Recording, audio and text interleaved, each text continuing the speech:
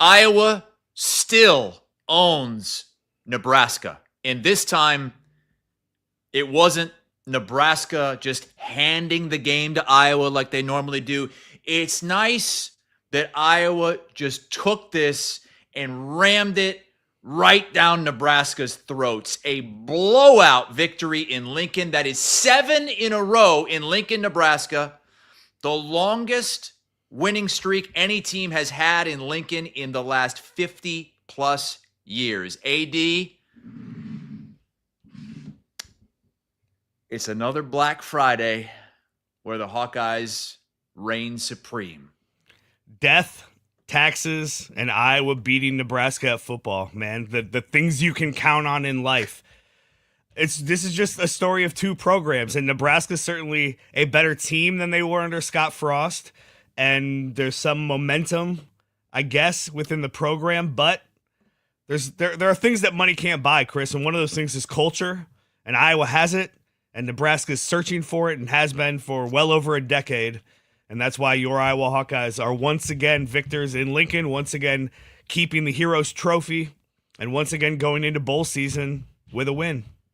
And maybe Iowa is the reason that Nebraska can never get that momentum going into the next season, because Iowa is always there at the end to just smack the shit out of them and remind them that they are still little brother to the Iowa Hawkeyes. Did you hear that, Cooter?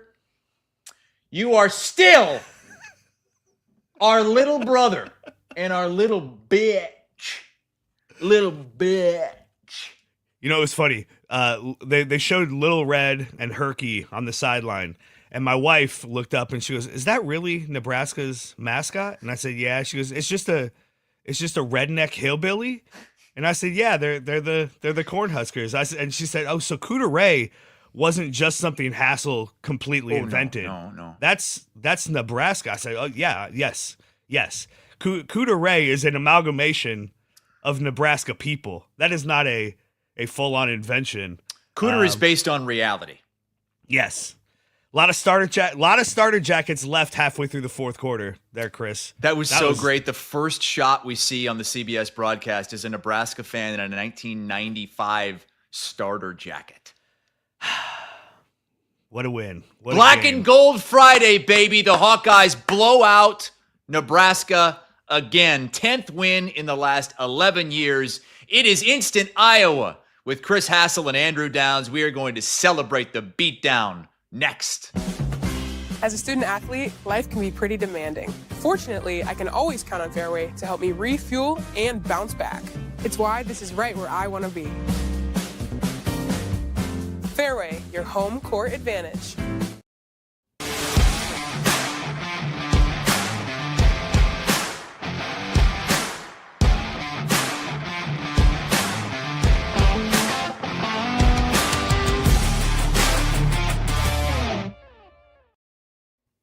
Hey Hawkeye fans, Big Ten fans, and Iowans everywhere. This is Chad Leistico from Legends and Listeners. And this is Scott Docterman. Join us as we discuss all things Iowa and the Big Ten every Thursday, only here on Iowa Everywhere. It's time for Instant Iowa, presented by Fareway Meat Grocery. From the Channel Seed Studios, here are your hosts, Chris Hassel and Andrew Downs.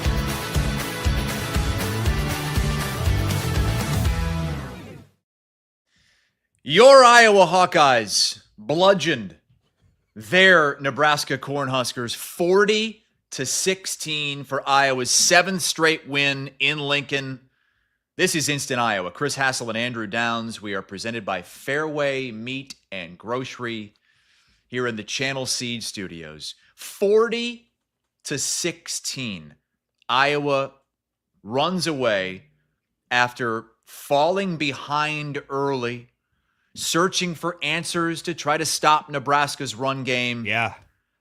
But the last 3 quarters, and certainly the second half, complete domination as the Hawkeyes head over to grab the Heroes Game trophy once again. And I can't help but notice how emotional Kirk Ferentz is on the field walking off. You could see some tears in his eyes, smile on his face. Who knows what the future holds? I know there's always speculation this time of year, but Iowa finishes off, Andrew, an 8-4 season, and I think puts a stamp on this season to say, you know what? This was a good season. Not great. Could have been. Close to great. Didn't beat a ranked team.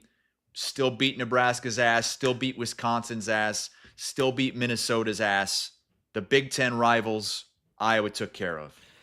It'll always be a what-if season. It'll always be that for all of us. But I think what you just said, this stamps that this was a very good football team. And I think that was a little shaky after that Michigan State game last week, right? Like, man, maybe they weren't as close as we all thought they were. But I think this now puts a stamp on it. Like you said, Wisconsin, Minnesota, Nebraska, your 3 Big Ten trophy games. Those are blowout wins. Blowouts in each and every one of them. No question about it. Iowa is far better than those teams right now. Not quite in that top tier of the Big Ten. We will get there. I'm not worried about that. But this would have really been a sour taste in your mouth, Chris, if Iowa had found a way to lose this game. And as you said, early in that game, with Emmett Johnson running the way he was, and I was tackling as iffy as it was, you really needed somebody on the offense to come through, and that offense just started churning. And 3 straight touchdown drives to end the first half. I mean, Iowa did what it needed to do on offense to kind of put this game away, and then the defense clamps down. Nebraska goes Nebraska with a couple of fumbles, and you just kind of let it go. I heard that Pat Angerer on the radio broadcast was like, hey, as soon as they get down, they just start fighting because that's what their culture is, right? And you kind of saw that. Nebraska, it's a snowball with them, and if you get them in a bad mental state, it can fall apart pretty quickly for them, and it did today. Iowa was able to blow them out, and a good season, not a great season, but I think a very good football team that we got the pleasure of watching for 12 games this year. And now, in a couple years, they'll have a chance to match the longest winning streak by a road team in the history of Nebraska football. Oklahoma won 8 straight in Lincoln from 1943 to 1958. Iowa's right on their heels with a 7th straight. Iowa with the 2nd longest streak ever. The longest streak since my dad has been alive. He was born in 1958. So the longest streak in 65 years or so, 65 plus years. Iowa continuing their domination in Lincoln and overall in this series, and didn't leave it to chance this time. Didn't wait for Nebraska to fall all over themselves late. Didn't worry us. This was the most convincing win that Iowa's had over Nebraska since the Nate Stanley era. I mean, I think you got to go back 2017, 2018, something in there. Every other game, the last 6 or 7 had been 1 possession. This is a 24-point bludgeoning. And Iowa was pulling away at the end. And it could have been worse for Nebraska. That's the thing. It's at one point in the second half, early in the second half, I think Iowa had punted on its first possession, got the safety, but then came out and went 3 and out again. And I had the thought of, man, they're going to do this Kirk Ferentz thing where they're up by 10 and they're just going to kind of hand the ball off, and it's going to, they're going to put it in the lockbox and try to just run this thing out. And maybe they would have. But Gronowski made a couple of big plays with his legs. Reese Vanderzee made one of the great catches we've seen him make. I mean, 2 weeks in a row, he's made just an incredible catch. We see what we were missing the first half of the season with him being out. And this offense just able to keep putting it on them. And then, I mean, there's the bit of the humiliation factor too, right? Like, though it's kind of funny when these teams fall apart. Nebraska, that safety happens because they accept the penalty, and even the broadcasters are like, oh, you have to make them re-kick that. Of course you make them re-kick that.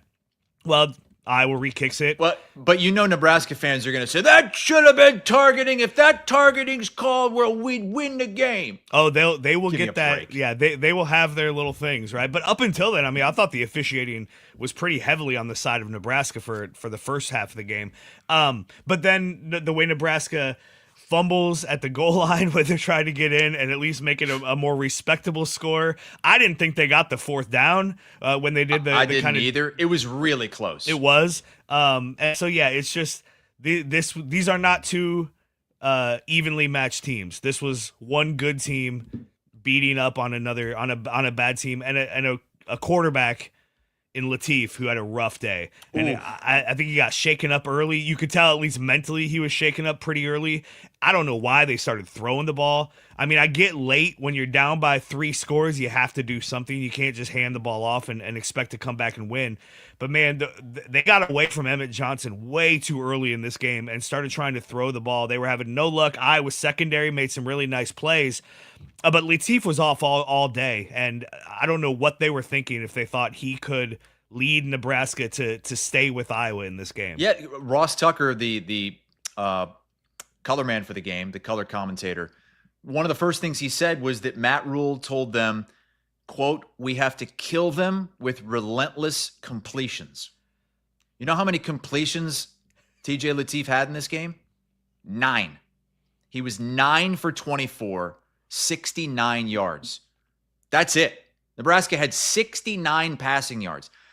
Iowa had more than twice as many passing yards as Nebraska, 166. And you know how many completions Gronowski had? 9. 9. On only 16 passes. So the stark difference is it's just clear right there.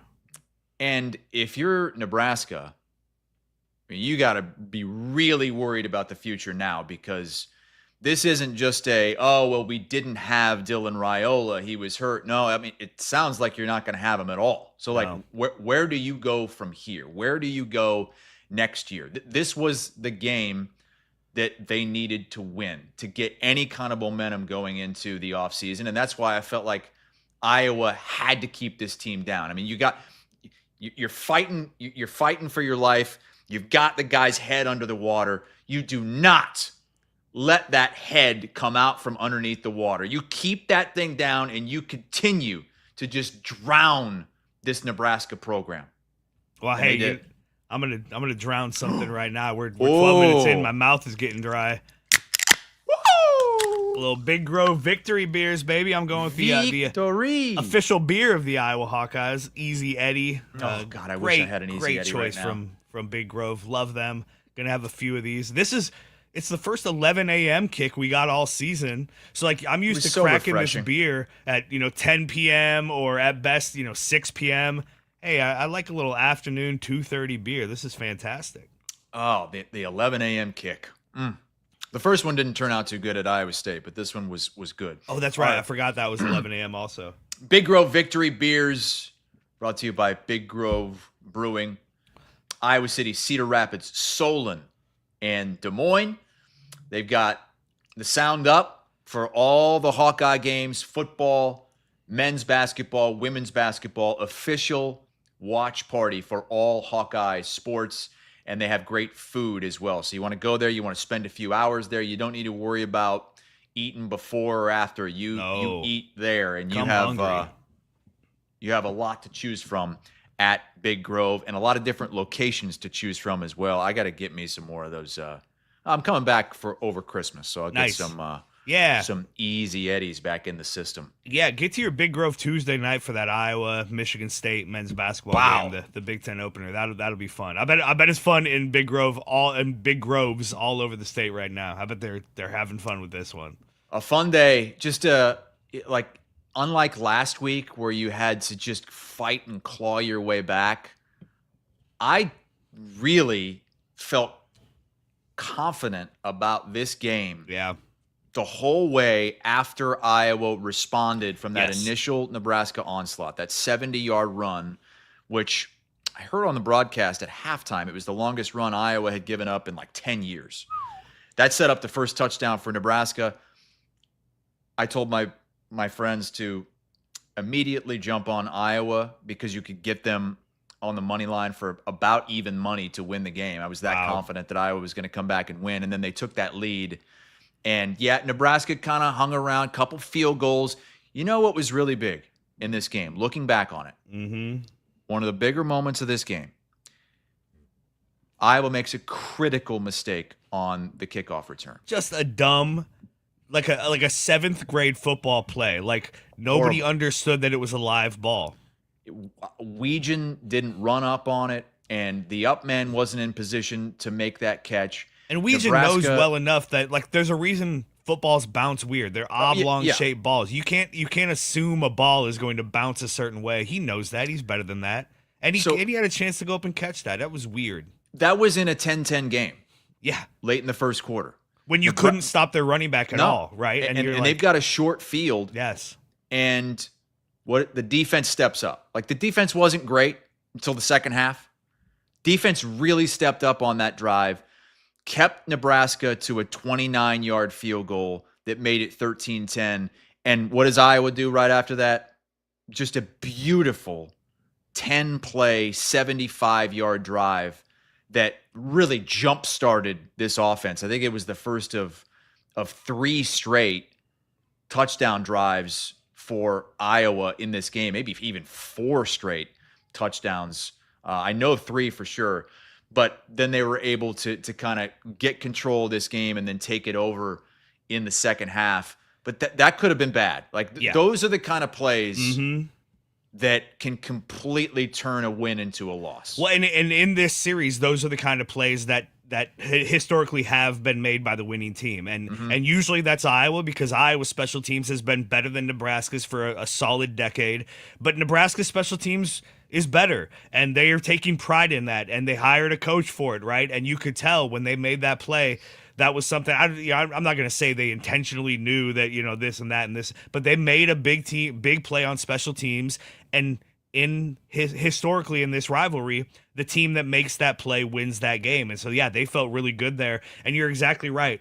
That final sequence, late first quarter all the way through the second quarter, Nebraska drives into the red zone 3 straight drives.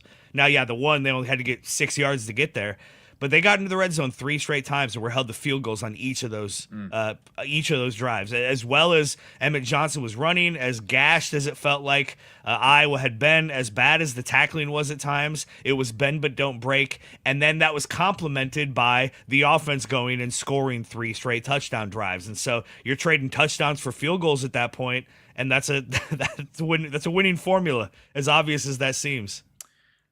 I was really surprised by the amount of explosive plays that Iowa had in this game. And I stopped tallying them after the first half, but this is just in the first half here.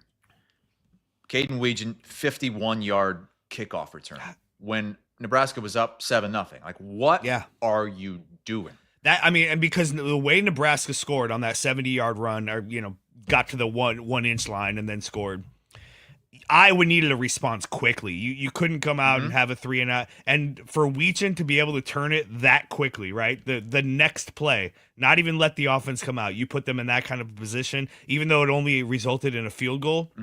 That was huge. Huge play by Weegan. After that, you had the Kamari Moulton 34-yard run that maybe should have been a little bit longer. Thought it might be finally his big breakout run, but he ended up kind of turning into some traffic. He fell short of 100, too. He got to 93 yards. Didn't hit 100 a single game. Still hasn't gotten there. That's wild. Maybe in the bowl game.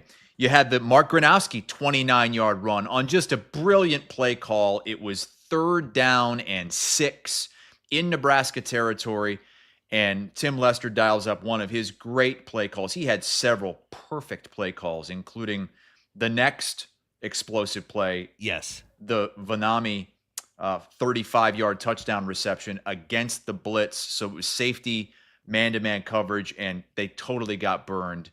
And then there was a Reese Vanderzee 26-yard reception in the first half, and then, of course, the Reese Vanderzee catch in the second half as well. So, Iowa was they were closing in and potentially got to 10 explosive plays in this game, kind of a continuation from the fourth quarter of that Michigan State game. Yeah, another big Vanami play in the second half on the bootleg where Gronowski kind of barely beats the blitzer and hits him wide open. And that's where any other quarterback that Iowa's had the last 6 years, 5 years, it gets sacked. Yeah, they get sacked there. And then, honestly, a handful of times this season, Gronowski throws that at his toes, right? True. Throws it in a spot where he doesn't turn upfield and gain 30 more yards. But that's what they were able to do.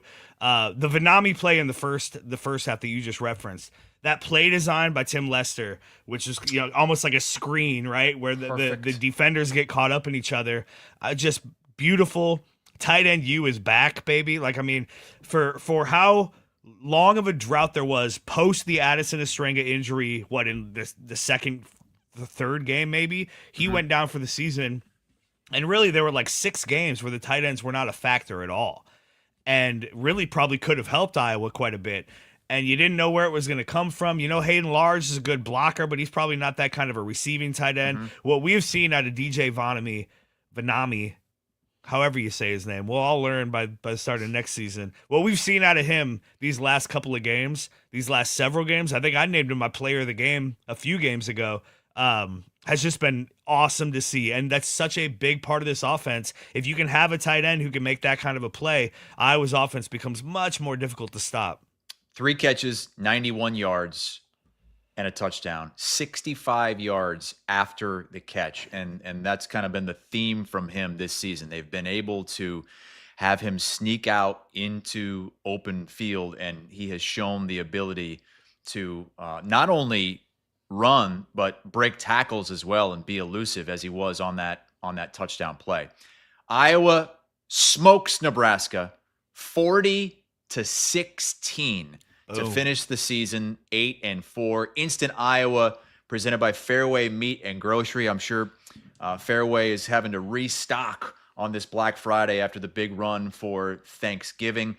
We don't have Fairways here, and the grocery stores aren't very good here, so we didn't eat at home yesterday. We went out to eat for our Thanksgiving meal yesterday. So when you do that, do you go get a Thanksgiving meal? Yeah, so did you go get turkey and it's stuffing? a little bit of both. Yeah. So these restaurants have usually a price fix menu where you can choose a regular meal, steak, or a turkey and stuffing meal. And so one of us gets the turkey and stuffing, other one gets the steak and the salad, and we share it, and it's fantastic, and it was. But I'm sure Fairway is going to be ramping up once again for the long weekend, and then as we move into the Christmas season as well. Well, I don't know if you're paying attention to the weather around here. It snowed a little bit in Lincoln, but wasn't really sustained. But I mean, we're looking at, you guys are going to get smoked. Yeah, huh? We're looking at like 30 hours straight of snow and 8 to 10 inches by this time, tomorrow, Sunday. 8 to 10 inches, man. You guys are getting the shaft this weekend. Yeah, we are. Just a big 6 inches, juicy maybe shaft. 6 inches. How about our peace of mind player of the game from Wyckoff Heating and Cooling? There's a lot of players to choose from. I'm going to let you go first because, we just talked Vanami, who you gave it to recently. You could go him. You could go Mark Gronowski, who just played a really solid game. You could go Caden Weegan for another return that turned the game around. Where are you going on this day? I think I am going to go Mark Gronowski, just because of the way he's led this team all season long. I was very hard on him after the Iowa State loss because, in my mind, the reason you brought him in was for games like that, for moments like that. You get the ball back with under 2 minutes, down by 3, you go down and you tie or you win the game. And he wasn't able to do that. And ultimately this season, although he has led Iowa on what looked to be like game-winning drives over and over again, and a couple of them have been, the team just hasn't panned out the way that we had all hoped it would in some of those games. And so it's been tough. And we only get one season of Gronowski, and he had an opportunity to really become like a Hawkeye legend. Yeah. But I do think that those of us who lived through this season, who remember this, will always remember him in a positive light. Remember some of the swagger. Yeah. Remember the wave to Nebraska fans today. Bye-bye. The guitar in the end zone against Penn State. The Fu Manchu that he was rocking. Like, I think that the hat trick of touchdowns in the first quarter against USC, in hindsight, we'll be able to remember his time at Iowa as very positive. I think he will play in the bowl game. It'll be interesting to see, how that then plays out and what that adds to his legacy. Again, his legacy is not going to be what it maybe could have been. He's Sure. not like a Brad Banks one season wonder where you always remember that season. This will always be a what if season. But he came back from injury. He was tough as hell. And I think hopefully the way we look back at this is as a turning point for Iowa's offense from the pre-Gronowski and Lester era to the post-Gronowski and Lester era, right? Where the quarterback play was so bad and you couldn't find an answer for it, and you couldn't develop a guy, and you couldn't get a guy in the transfer portal. Nothing worked, and you were winning in spite of your quarterback play. And now this year, again, while it wasn't what we all hoped it would be, you were winning because of your quarterback. And you had confidence that when you put the ball in his hands late in the game, even last week when he had played horribly through 3 quarters, you felt good having him behind center. And that's a big moment. And then who knows what it looks like going forward. But again, hopefully the trend continues that players, we have good quarterback play, that Tim Lester is able to kind of make this offense, shape this offense in the mold that he wants to see it.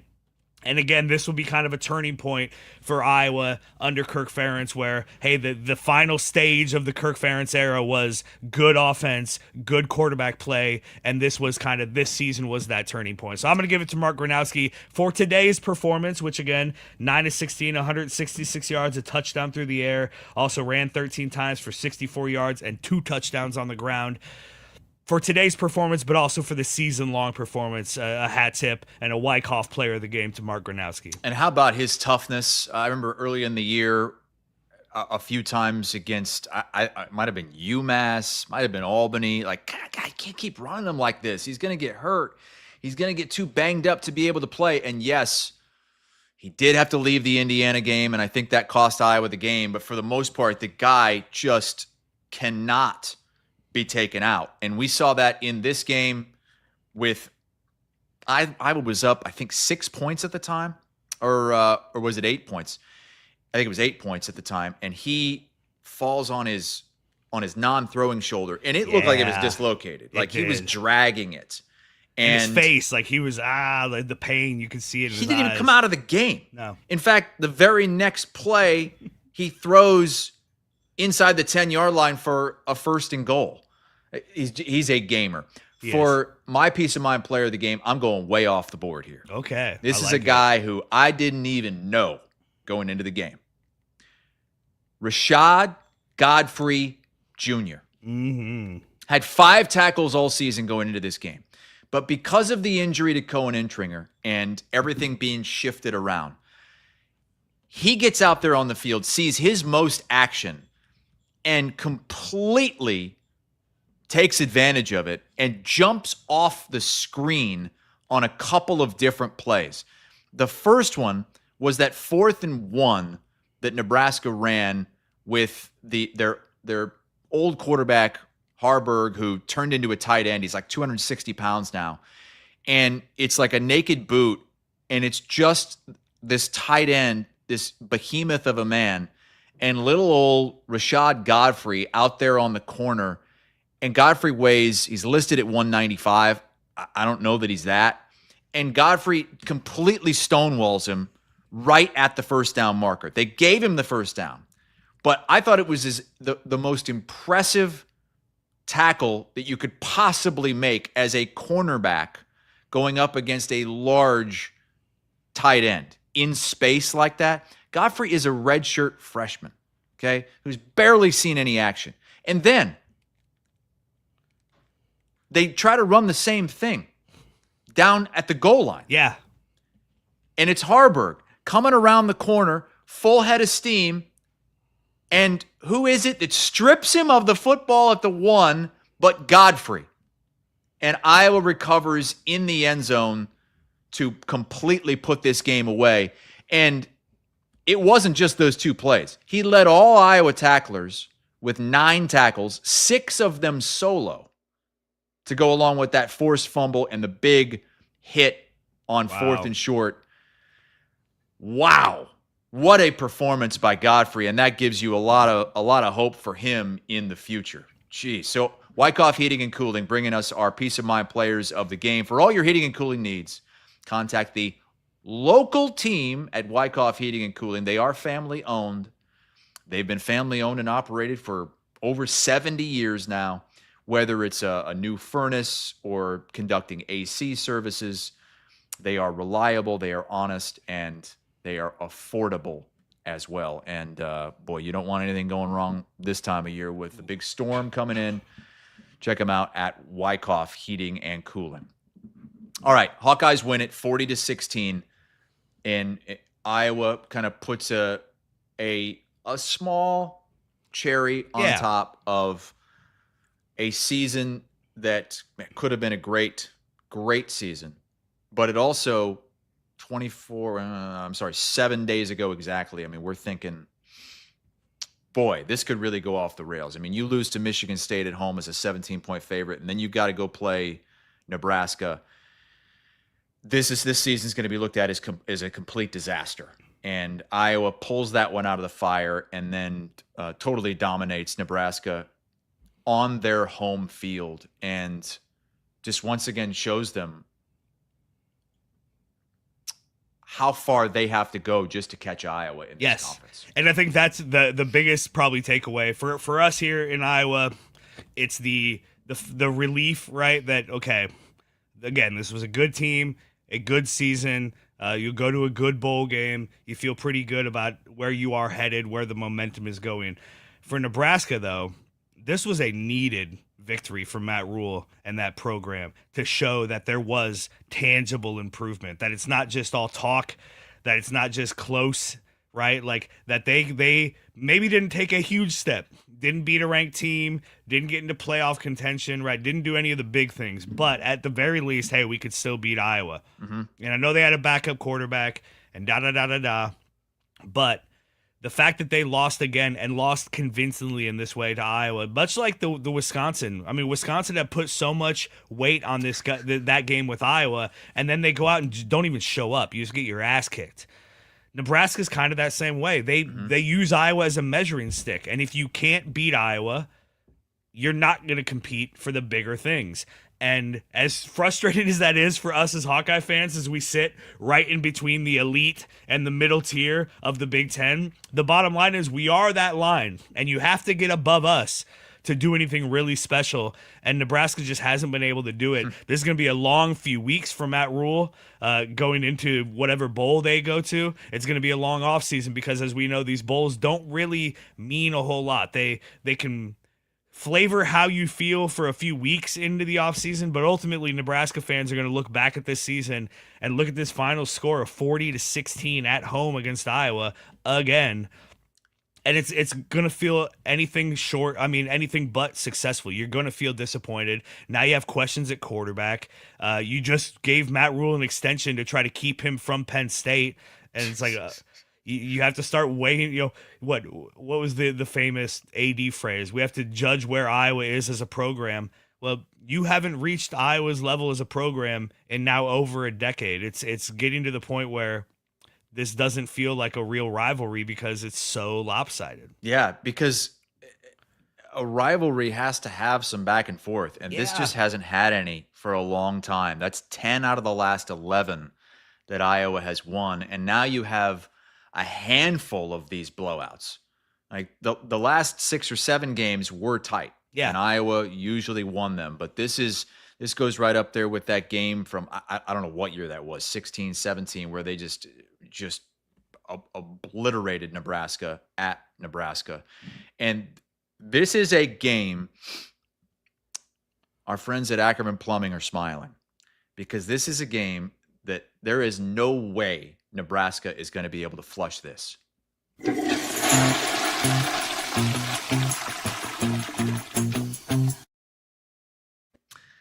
Ackerman Plumbing, been around for 15 plus years now, preventing plumbing issues before there's a problem with their 14-point diagnostic inspection. Ackerman Preventative Plumbing, serving greater Iowa City. Big Hawkeye fans over there and very happy with this victory.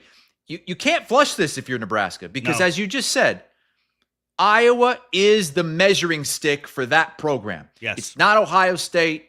It's not Penn State. It's not Michigan. It is Iowa.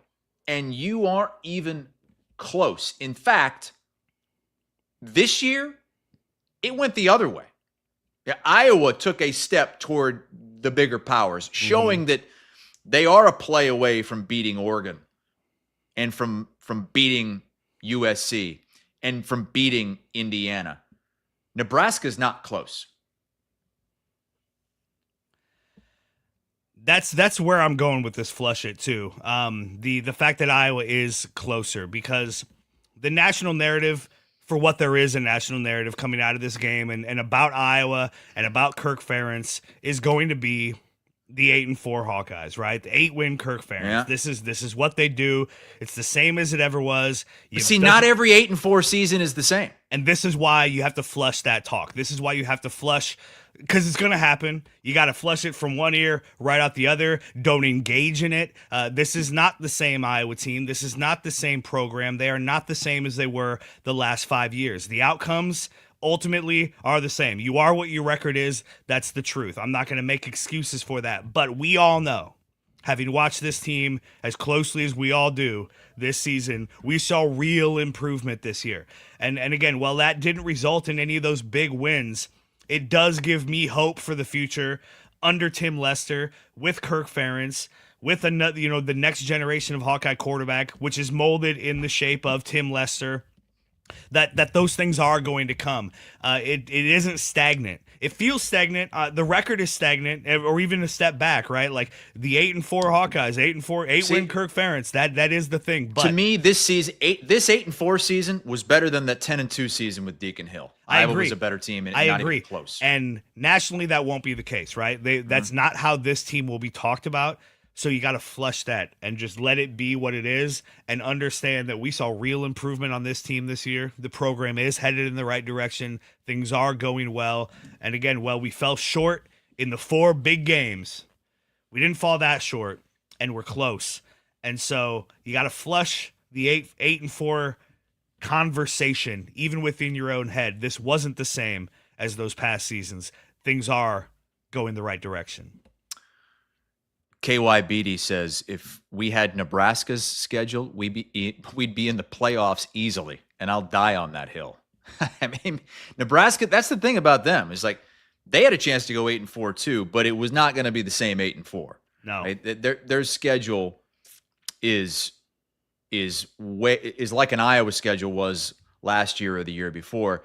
And Ben, I agree with you completely. And in fact, I was talking to the CBS broadcast crew before they did the game this week. They were just kind of picking my brain as somebody that they knows Iowa football and knows this rivalry. And Ben says, best Iowa team since 2015, but record won't show it. That's exactly what I told Ross Tucker. I said, I think this is the best Iowa team since the unbeaten team in 2015. Talk about easy schedules. That was one of those teams that benefited from a pretty easy schedule. This was not easy. Iowa stepped up. They didn't break down the door. They still had the little things that kept them from scaling that mountain to a potential playoff team. But this was more fun, wasn't it? Like, you've been calling so for this much for more years. fun. You've been calling for this for years. That, hey, even if Iowa doesn't win these games against Oregon, Don't you and think, against too, Indiana, 100%. that this was so much more fun. I mean, it was And so much more heartbreaking. Kills you, right? I mean, But you why care else? so much. Why are but you a that's- fan? That's Why the do you? point. Exactly. Why do you love things? I mean, That's exactly right. And how much better is it going to feel when Iowa does get over that hump and does win some of these games, because we went through what we went through this year? And again, it's worse when you're getting blown out by those teams. Iowa wasn't blown out by anybody this year. And so this was more fun than that 10-win season with Deacon Hill, because you have hope for the future. Yeah, I remember that season. You didn't even want to play in the Big Ten championship game. I feel like, man, how awesome would it be if Iowa had a chance right now to play Indiana again, to play Oregon again? What would they do against Ohio State? I don't know. They probably wouldn't win, but damn, that would be fun. I mean, Yeah. Look what this team has done. Just kind of recapping the regular season they've had and the ups and downs. We'll just go through the schedule before we put a bow on things here on Instant Iowa, because it was a real roller coaster ride. That Albany game sucked. Gronowski was really bad, and Iowa didn't even let him throw the ball down the field. They just tried to get out of there, and it carried over into the Iowa State game. Absolutely. They didn't think he was ready, so they didn't put much on his shoulders. Remember, Gronowski had 44 passing yards against Albany, and then just 83 against Iowa State. Man. And so you're sitting there and we were down in the dumps from Sweet Caroline's doing Instant Iowa that day. And then, you have the meaningless game against UMass and jump into Big Ten play on that Friday night at Rutgers. And remember the comeback that they had to have in that game? That first half was rough. Really bad. You had the Weechin return to You gave up 3 touchdowns to start the game, like back. Yeah, like, Callie McManus was just tearing them apart. But then Gronowski had to make some plays with his arm in that second half, and he did. And that was it first, Dayton Howard, the big catch? Yes, that was the first sign of, okay, we got a winner on our hands here. We got a guy who isn't afraid of the moment and can maybe bring Iowa back in some of these games. And so then that sets up the game against Indiana, and I will go to my grave saying that Iowa wins that game if Gronowski doesn't have to come out due to injury. That's still the one that I think hurts the most. Maybe Oregon because you had the lead late.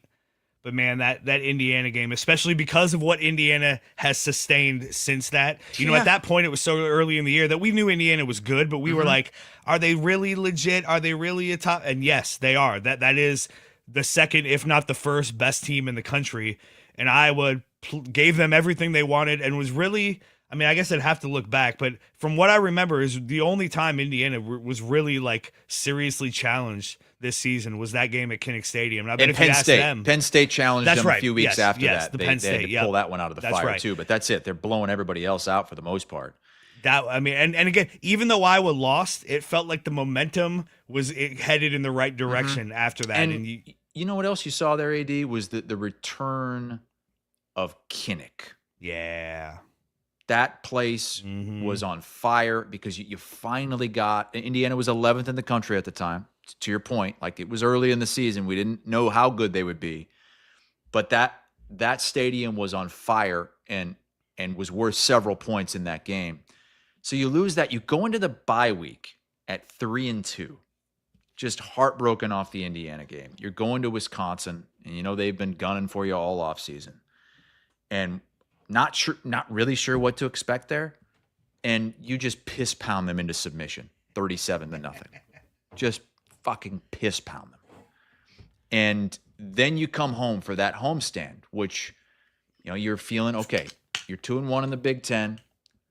You blew out one of your rivals. Here comes Penn State. We know that they're struggling. They just fired James Franklin, but they've got a lot of good players.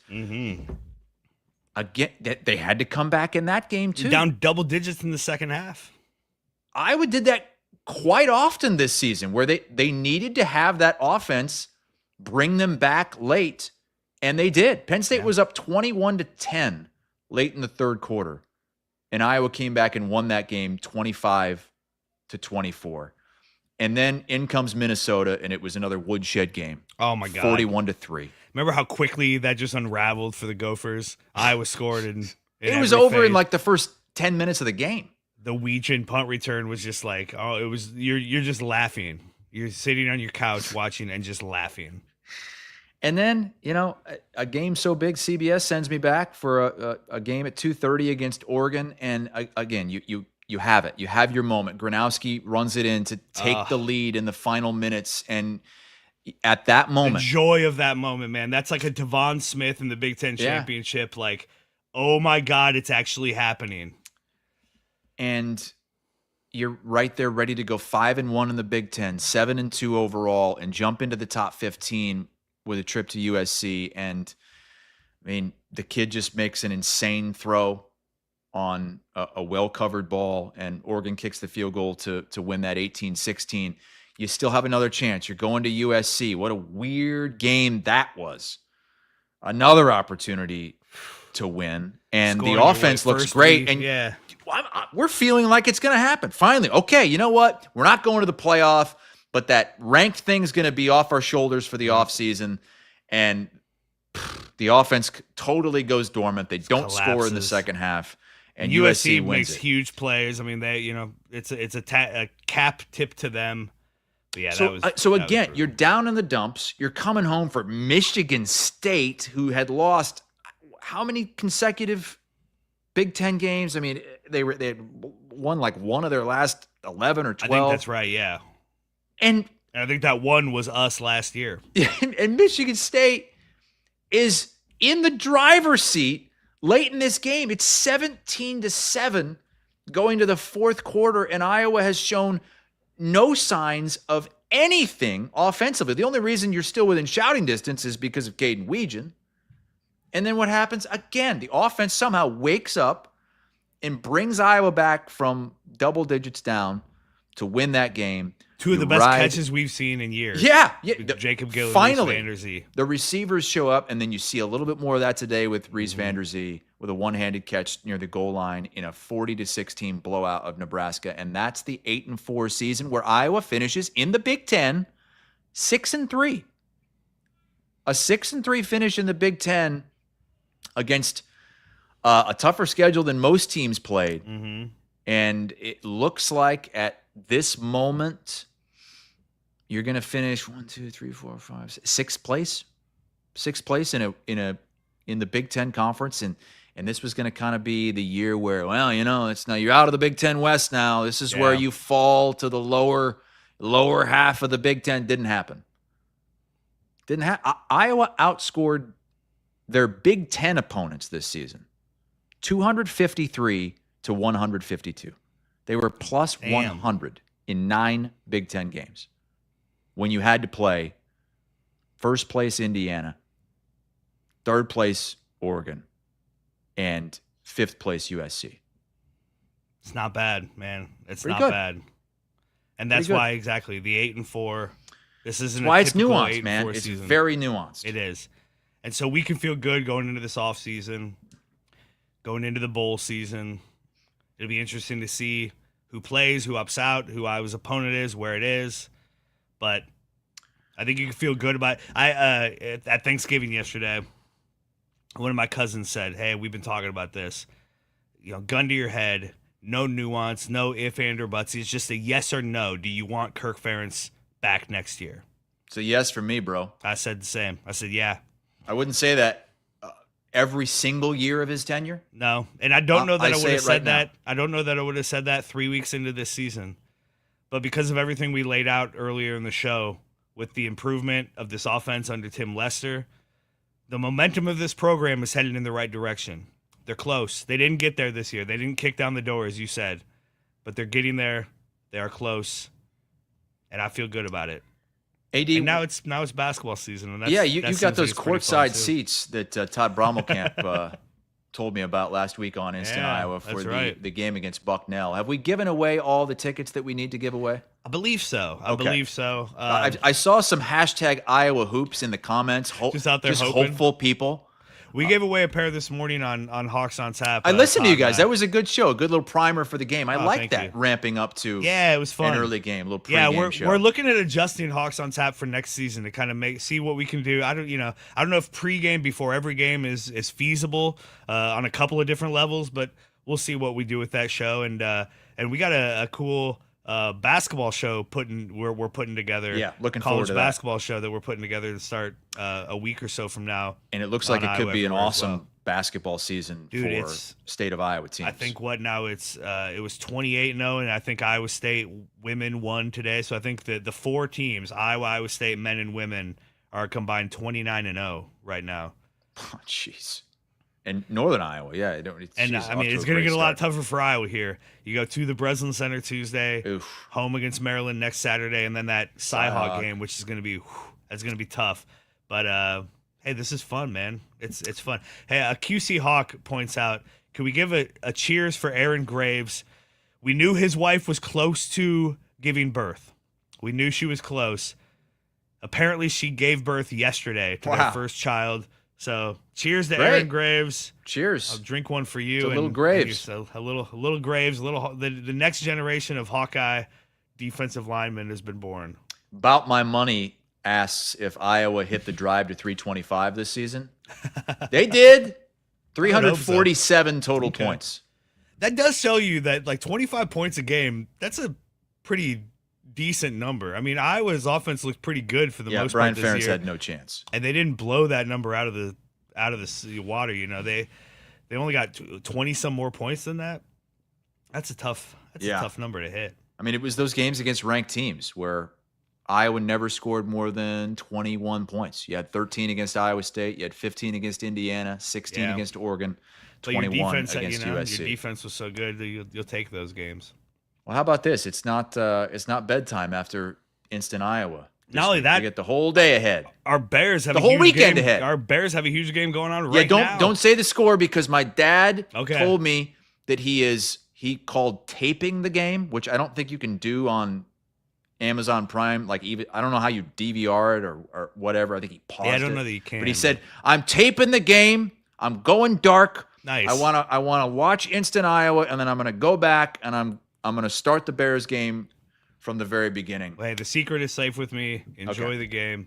And man, hey, this has been another really, really fun season. We'll do a bowl show. We'll get there. But shout out to you. Shout out to Iowa everywhere for letting us do this. Todd Brommel can't fill it in a couple of times. Yep, he was great. Eric Herman with the awesome new graphics. Yep. And this show has been so much fun this season. When last season it started so quickly. It was literally like the Monday of game week that you came up with this idea. That's right, for us yeah. to put this together. So we put it together so quickly. We didn't really know what we were doing. We just kind of went with it, and the audience came with us, and we appreciate that so much. And then to have this season where we could kind of really ramp up to it and have some fun with it, man, this has been so awesome. I've we're just really getting started. enjoyed it. We're just getting started. I have It's two, awesome. AD. Very thankful for you. As our John Liebel often says, top of the second inning for us here at Iowa Everywhere. We are still building and still have a lot of fun things coming. And thank you, Louisville Hawk, for the comment saying the whole Iowa Everywhere thing is amazing. Thanks, guys, for the great content.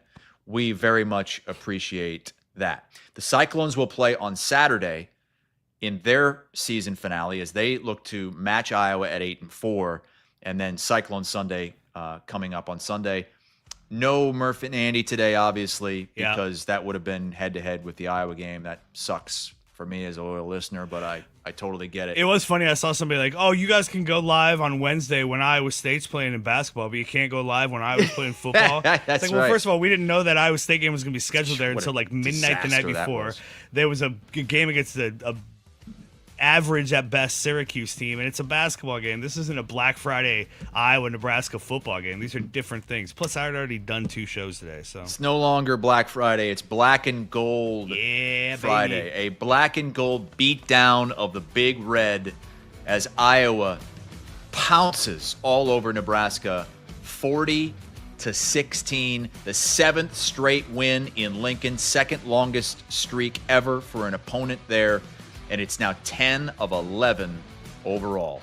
For Andrew Downs and all of our great sponsors, I'm Chris Hassel. Thank you so much for tuning in to Instant Iowa here on Iowa Everywhere.